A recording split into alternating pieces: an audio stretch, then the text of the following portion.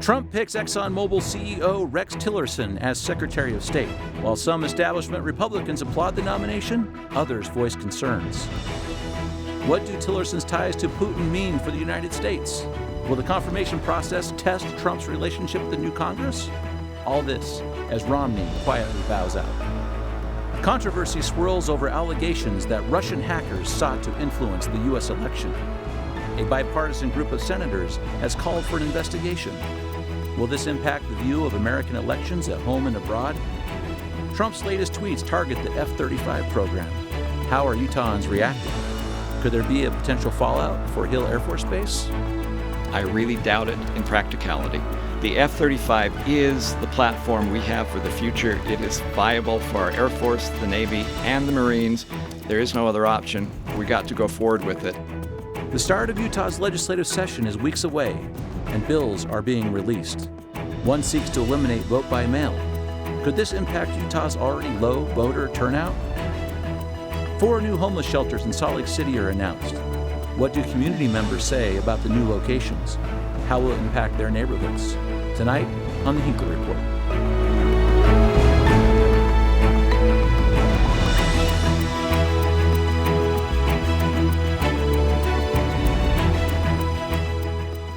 Good evening, and welcome to the Hinckley Report.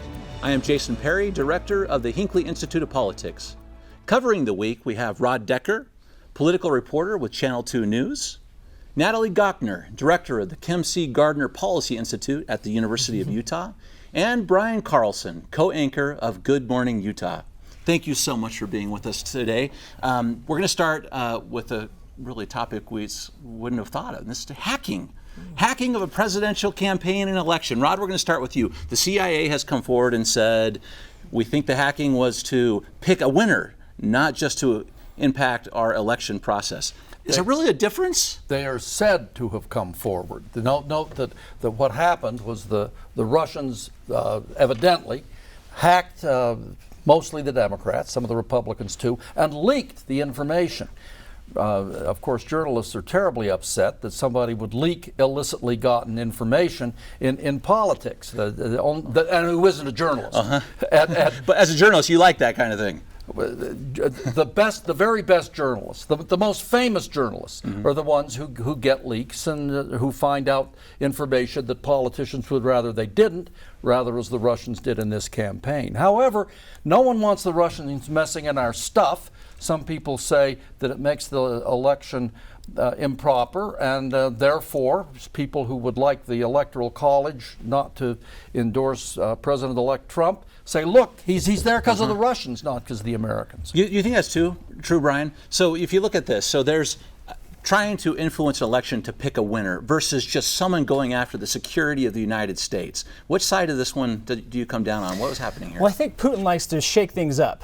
You know, Putin loves to be able to stick it to the United States as many times as he possibly can, but I don't think you can go as far as to say that he bought the election or he bought it for Trump. If you remember, the reports or the concerns before the election were all about, could Russia get into the voting system, the actual ballots themselves, and change people's votes in Trump's favor? And there was no way. I mean, you heard the CIA, the FBI, national security people saying there's no way that you could have a widespread takeover or hacking of our voting system this way. So what they did do, as we all know, to put it out there, hey, here's this stuff about the Democratic Party, Hillary Clinton, you decide. And I think a lot of people resonated with them. I mean, had that not happened, we had all those reports about Trump about a week before, his poll numbers were sinking. But then we had all this hacking come out, and here you go. You see Trump begin to rise back into the polls. Well, Natalie, on this for just a second, because even what Brian just said in a insightful way was about the political thing itself. So was this just a political maneuvering tactic here? Because the Republicans and the Democrats both view it in a different way. Yeah, and I'm disappointed in that, because I don't think of anything as much more important to our country than our national security, and then secondly, the integrity of our elections that keeps the system of law and order working in this country. And so this, to me, is not a political argument. This is a very fundamental part of our society, and I think that this is very worthy of congressional investigation, and that's where we should all be, Republicans and Democrats alike. A country that is foreign to us and not in keeping with our national interests hostile to us in some sense, is doing this, it needs a congressional investigation. You seem I to think agree you're with that, getting Ron? that. You're getting that bipartisan support in Congress to be able to figure out what happened. Trump to get over, that Democrats are talking about it and just say, yeah. So this why needs to be looked at. hasn't he? We seem to have bipartisan support for an investigation. Why is Donald Trump not leading that charge, Rod? I don't know. I don't know why he does most of what he does. That's what I think as well. Some people are saying it casts doubt on the legitimacy of his election.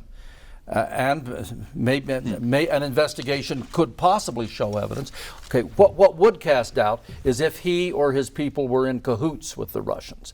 If the Russians just did it and he was an innocent bystander, then I don't see that makes, whatever you find doesn't seem to me to affect his election. If he was on the phone, Vladimir, why don't you try to get into their headquarters and find out what their campaign chair is saying? Then that would seem to me to be a real problem. That would be extremely serious. That would be. I mean, there was that one moment during the campaign where he was at a rally and said, "Russia, if you find those 30,000 emails, yes. let us know." That was an interesting comment, particularly since what we know has happened since. Very interesting. So let's talk about how this impacts us here in Utah, because it directly went into the new pick for Secretary of State, right? That was a very big one. Rex Tillerson is the new pick. Natalie, how is this hacking issue going to play into that particular appointment? Well, there's so many dynamics here. So Rex Tillerson is, a CEO of one of the largest companies in the world. Sometimes it is the largest, depending on stock prices, ExxonMobil. He has incredible tight relationships with Vladimir Putin and with the country of Russia, because they're a big oil country. He's also, in my mind, I don't mind having somebody who's savvy in business going into the State Department. I think that they could use some good business acumen in that department. And so the hacking part, only if the congressional investigation were to show some ties that I was really uncomfortable with the Trump campaign. But I actually feel okay about the pick. But right. I think there's a lot of people who are concerned about Tillerson in the fact that because you have, let's say if this was another president, let's say it's President Obama, let's say it's President Clinton, who's been a political figure for years, right? And then having Tillerson kind of representing the Obama administration, or let's say the Clinton administration, or even the Bush or Reagan administration, you have that person will be representing Bush's thoughts, Obama's thoughts, and then just kind of using their business acumen to kind of get the deal done. But here, I think a lot of people are concerned that because Trump has no experience in the political arena, that Tillerson's going to have a lot of power and control over not only enforcing Trump's policies, but shaping Trump's policies. Well, that's interesting. Rod, you've been a student of this game for a very long time. So we have some really good insight about the business component of it. But if you have Donald Trump with no government experience and the Secretary of State also with no government experience, how does that work? This is an administration with a new president-elect that prides itself on no government experience. We're not those regular guys. We're somebody new. And all of his picks, I mean, Tillerson is just one, but every pick so far, he picked a guy or a person who he intends to go in there and kick some ass. That's what they're going to do. He picked for head of the EPA. Let's be honest. I'm not sure about that's what the public asked for. If you voted for Trump, you they wanted voted somebody for who beat up on They Washington. voted for change, and he's delivering it. The guy he put in charge of the EPA has made much of his career suing the EPA.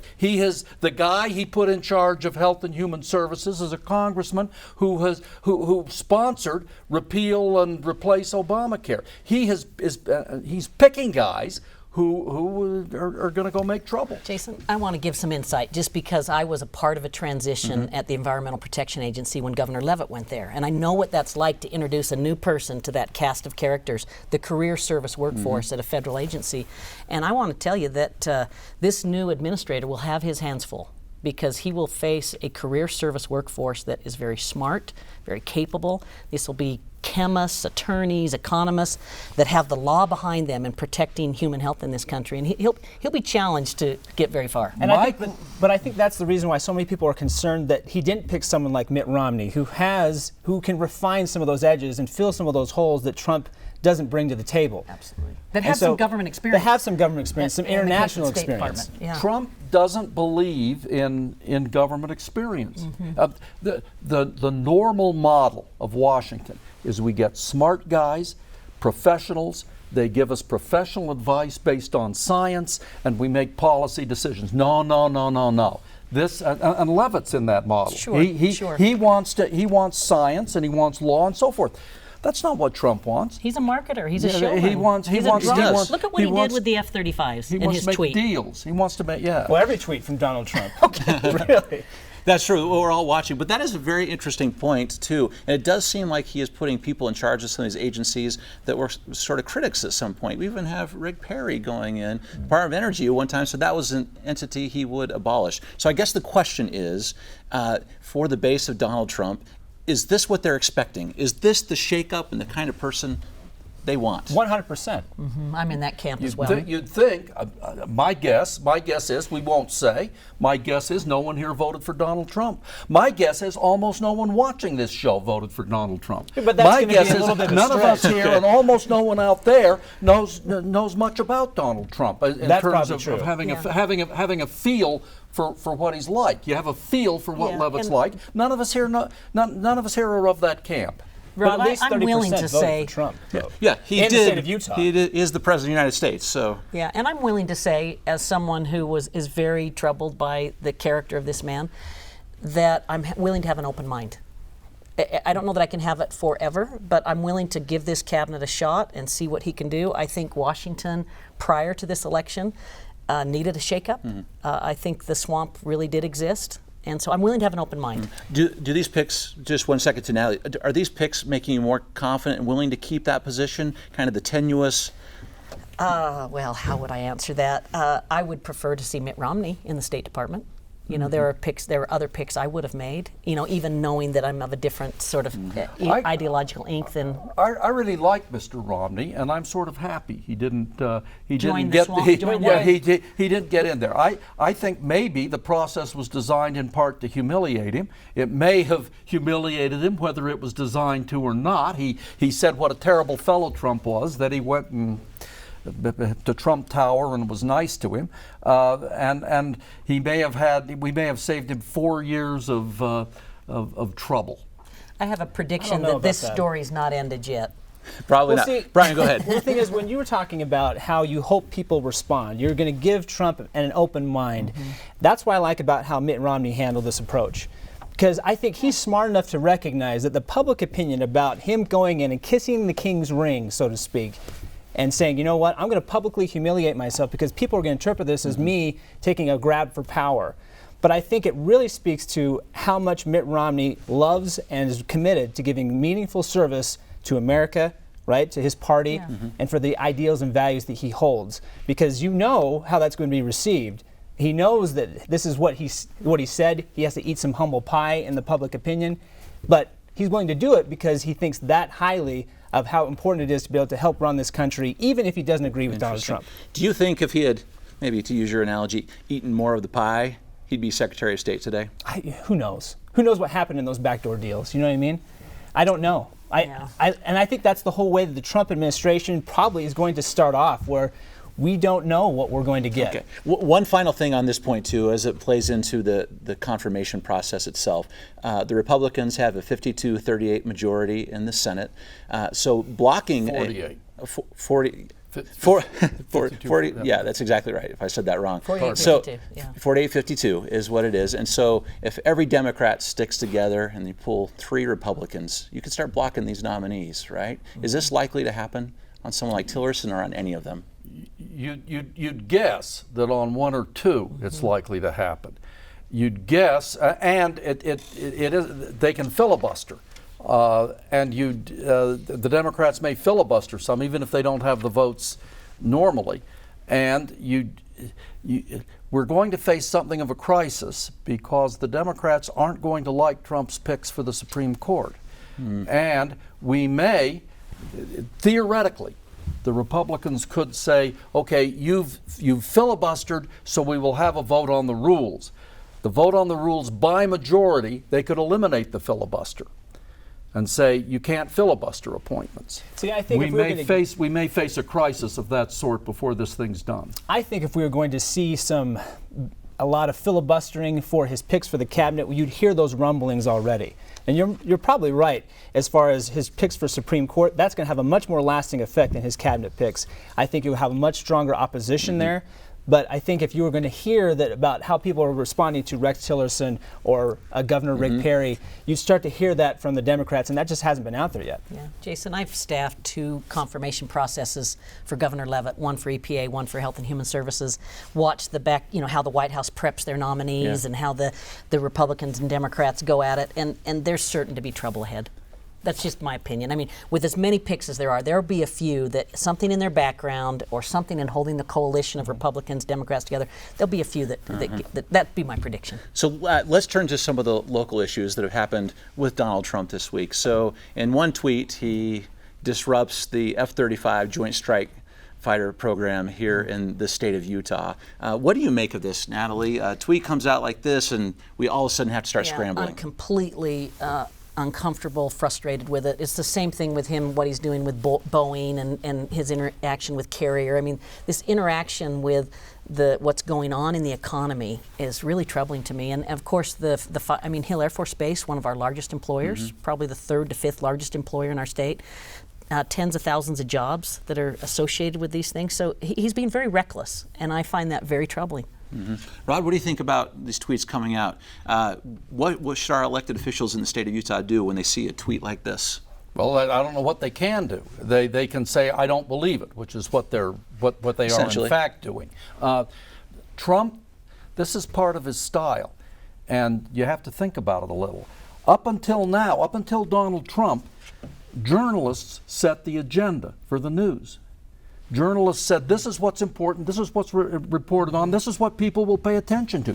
Donald Trump goes tweet, tweet, tweet, and suddenly the nation pays attention to what Donald Trump wants to pay attention to. But is that and the wrong? reason they do it is because it's reckless, because it comes out of nowhere with surprise, because it upsets things, because it's news. It's news that the president does this. That is somewhat orderly, and when a president is doing things that make the stock market go up and down on a whim, that isn't based on market fundamentals, I'm really troubled by it. Well, I think I'm troubled too. I mean, there's reason to be concerned, but the problem is that this is the way the world is going. Social media has a very real presence, and it has real power, as you can see. Trump sends a tweet about Boeing or the F-35, and here we are, the uproar you can feel from it. And so I don't think it's something you should just say condemn and move forward. It's something you have to realize, how do we now incorporate social media into how we handle public perception? And I think that's the key for you. Well, as a member of the press, how do you do that? I mean, how would you cover the story? Rod was right. For a long time, the press set the story, right? We've decided what the most important thing is. Now he's deciding. How do you work around that? Well, you find someone else, right, who has power and persuasion with a social media following, and you get them to do what he has done. Because that's what he's doing. He's skipping the press entirely. He's going to tens of millions of people with one tweet. So find someone else who can help combat the same thing on your side. When he tweeted about F-35s, we resisted bravely and ran it as our lead story. Of course, it's our Sounds like great resistance. Of course, it's our lead story. The president is threatening tens of thousands of jobs, and that's the way it's going to work. Maybe eventually people will say, it's just another Donald Trump tweet, I'll pay no attention to it. That's so interesting. That will be a while from now, and it may never happen. It might not. It's interesting, a whole new industry cropping up of kind of the market watchers looking for the tweet to see what kind of stocks to buy and sell. Very interesting. We have to learn how to adapt with it. That's my only point there, is that it's something we can't ignore and just say, you know what, this is just Donald Trump. But it's more than us willing to adapt. I think that the president-elect needs to change some of his behavior. Sure. And I'll stand by that. Okay. Two things. Rod, if we take a second. So we had a press conference yesterday. You attended. We had some of our elected officials. We want to talk about this. I'm curious what you think about what Rob Bishop had to say about the strike fighter, and then let's get into this other big discussion, this national monument. Rob Bishop said he doesn't believe it. He says the F-35 is safe. I don't know what else he can say, and he may be right. You don't know. One would guess that if Donald Trump wants to stop the F-35, he could probably succeed. maybe he'll cut the money for it. I don't know what that would mean. Maybe fewer additions. I don't know. But Rob Bishop, his constituency, it's of crucial importance to them. There's not very much he can do, and he whistled in the dark. Well, certainly they're going to have to go to the Congress, right? At some point, if he wants to start cutting some of this funding, at some point he's going to have a say. But he'll have a say. But if Trump went to Congress and said, "I think we should eliminate the F-35," one would guess he'd have a pretty good chance. There's a lot of votes against defense spending in Congress to begin with. And then there's the likelihood that it becomes this big, large, 300-foot wall that becomes a fence. In other words, Donald Trump changes his mind all the time. He pivots to something that's not quite as newsworthy as, eliminating a program or something. So we could get something a lot. And I feel less. like we have some safety there with Senator Orrin Hatch, who has some string, has some pull there. We have some members of Congress here from Utah who can help out in those discussions, because Trump can tweet out whatever he wants to tweet out, but then it has to go to Congress to help get funding or reduce funding, and I think we have some power there. We may have heard the end of this. This may just be a tweet and just a tweet that disappears. Yeah. Let's hope. Maybe. Okay, here's one that's not disappearing right away, this National Monument designation. Big event here to talk about that.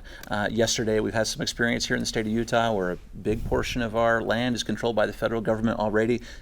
It's become a controversial issue here in the state. Rod, what did you hear from those elected officials yesterday? And maybe, Natalie, you can talk about some of your experience with how that will impact the state. Well, they said, please don't do it, and if you do, we're going to figure out a way to get around it. Bishop and Chaffetz have been working on a bill since 2009, I think, to make a grand compromise, it was originally called. This might overturn all of their efforts. The grand compromise is we give something to the environmentalists, we give something to energy development in the counties and the schools. We give something to everybody. Classic politics. But if President Obama creates bear's ears, the environmentalists already have, and the Native Americans already have a lot of what they want. So what do Bishop and Chaffetz offer in order to get the energy development and the roads and the other stuff they want? This could be a real problem for them. Jason, I would just remind people of how troubling this is when by edict, Washington comes in and sets aside this land without the public process and without the involvement of our delegation in a positive way. I was serving in Governor Leavitt's office when the Grand Staircase Escalante National Monument was designated. A sitting governor found out about that in a New York Times article. It wasn't even announced in our state. It was announced at the rim of the Grand Canyon. That sets back federal-state relations for us decades when that happens. In other words, the people that are around and impacted by it, their distrust of their federal government grows mightily. So I don't think I don't think President Obama should do it. And if he does it, I'm certain our delegation will do whatever they can to change it. I don't understand the drive for this monument, too, from the federal government. Why this area? Why is it so important to them to be able to fit in there, especially with the waning weeks that he has left in office? Why is it such a strong... It's a good point, because the Grand Staircase one was clearly done in part because of the Green vote in California, and there was this big political reason. This one is more like, I have the power, and some of my constituents will like it, so I might do it. Right, and but just it's not a big... He doesn't stand anything to gain by it at this point. There's no signature win for President Obama with this, at least in my opinion. This is our fate in Utah. We have a lot of federal land. Before President Clinton did the Grand Staircase Escalante, he got a memo from his chief environmental advisor, Kathleen McGinty, on the political ramifications. And she said, the people who oppose this won't be with the administration in any case. What she meant was they're Utahns and they vote Republican. True. She said you can win votes in other western states from environmentalists, and it worked out that way. He won more states than any Democrat since Lyndon Johnson, more western states. Lyndon Johnson, his last 90 minutes in office, 600,000 acres he created national monuments in Utah. This is Bill Clinton, when he was trying to get reelected, created the huge Escalante National Monument. Bigger than the state of Delaware. That's true. Enormous amount of state of Delaware. President Obama may do an even bigger one. It may not be quite so big. This is our fate. The Democratic administrations can make gestures. They can gesture to the environmentalists and to the Native Americans, and they pay no price in Utah because Utah, as Kathleen McGinty says, these people will not support the administration in any case. Natalie, where does the governor go On this one? on this one? I think he stands up for the state and is deeply offended about how it happens, and he does whatever he can to get a state win at it. So in the Governor Leavitt case, we got the largest land exchange in our state's history because we got all those school trust lands pulled out of the Grand Staircase Escalante and got some great developable lands for our state. So Governor Herbert has to be looking for anything he can do to leverage this to get something for our state if it's going to happen. May not happen. May not happen. And that may be a concern. Yes. So we have 1 minute left. So we just have to talk about something happening here in the state of Utah over the last couple of days. Work on the homeless issue here in the state of Utah. Natalie, you've worked on this a little bit. 4 new spaces. Yeah, kudos to Gail Miller and to Mayor McAdams and Mayor Biskupski and I'll say our Speaker of the House, Greg Hughes, the people who helped make this happen. And I know that it's controversial, the locations, but we are dealing with a problem and we're going to figure it out, and I'm very positive about it. All right, thank you very much. I'm so sorry. We're going to have to end this today, but that was just... Well, there's a lot we got to cover. You know Yes, what I mean? that's true. We may have to go longer. Thank you for being with us tonight, and thank you for watching. That's it for the Hinckley Report. For more political analysis and news of the week, please check out our Hinckley Web Report Extra online. We'll see you next week. Thank you and good night.